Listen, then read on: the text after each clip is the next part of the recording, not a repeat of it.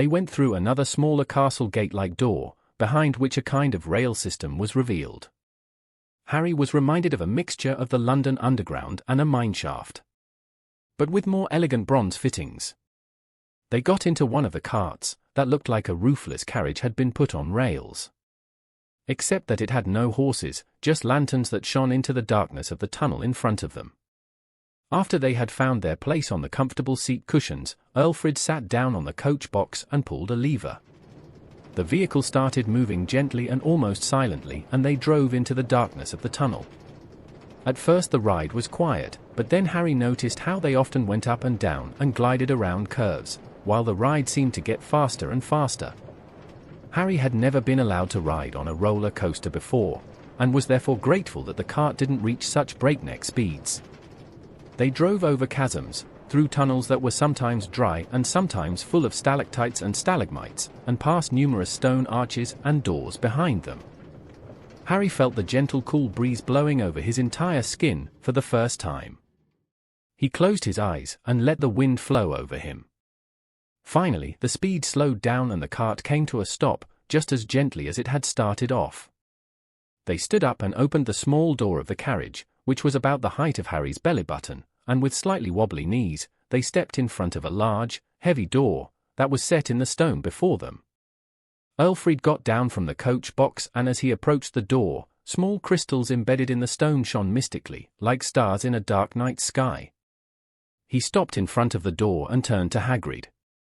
"The key, please," he said, friendly but firmly. Hagrid grumbled and rummaged in his shoulder bag until he finally produced a small golden key. He handed it to the little man in an almost solemn gesture, and the little man turned to the door with it and turned it in a matching golden keyhole. Harry heard a strange rattling and clattering again, as if from gears and other constructions, which seemed to open the mechanism of the door. With a loud click, the door finally opened as if by magic, revealing a small vault that was about the size of the room that the Dursleys were currently letting him live in, at Privet Drive. Harry's eyes widened in disbelief when he saw that almost the entire room was taken up by a tower of gold coins. On the floor around the gold were small piles of silver and bronze coins. "What is all this?" asked Harry, breathtaken, who had never seen so much gold in one place. Ælfrid smiled knowingly and explained kindly.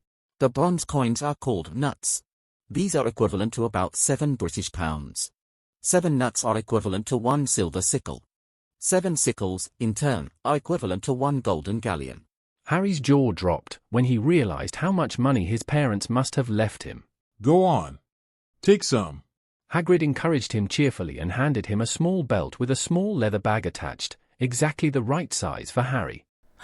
"Thank you," said Harry bubbly, as he accepted the gift. He put on his belt and quickly stuffed 2 hands full of galleons into his small bag. "Well then," said Ælfrid, "let's go." and he gestured the 2 of them to get back into the cart. When they got out of the cart again, they found themselves in front of a heavy, dark gate, the sight of which made Harry feel uneasy somehow. Its surface looked like thick, black candle wax that had formed thick drops. At first Harry wondered what they were doing here, but then he remembered the conversation between Hagrid and the head dwarf. Ælfrid turned resolutely towards the door and slowly and elegantly ran a finger over the surface. A symbol lit up there, and the surface, which had just been solid but, upon closer inspection, more resembled black glass, liquefied and retracted slowly into the gate frame. If someone else tried this, they would be sucked into the door and stuck in a very uncomfortable position until someone came to pick them up again. Ælfrid explained kindly but firmly.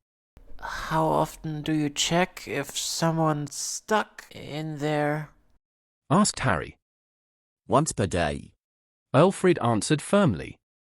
Harry's eyes had now gotten used to the darkness behind the door, and he expected to see at least as many, if not more magnificent, treasures in this vault. But all he could make out in the dark room, with his eyes squinted, was a small silver box. Although it seemed to be artfully decorated with various runes, there was nothing else in the room. The box would even have been too small to serve as Harry's pencil case in elementary school. He couldn't quite hide his disappointment, but he felt as if there was something very important about that little thing. Also because Ælfrid respectfully stepped aside, bowed and gesturing Hagrid, by pointing in its direction, with the palm of his hand, that he should take the box.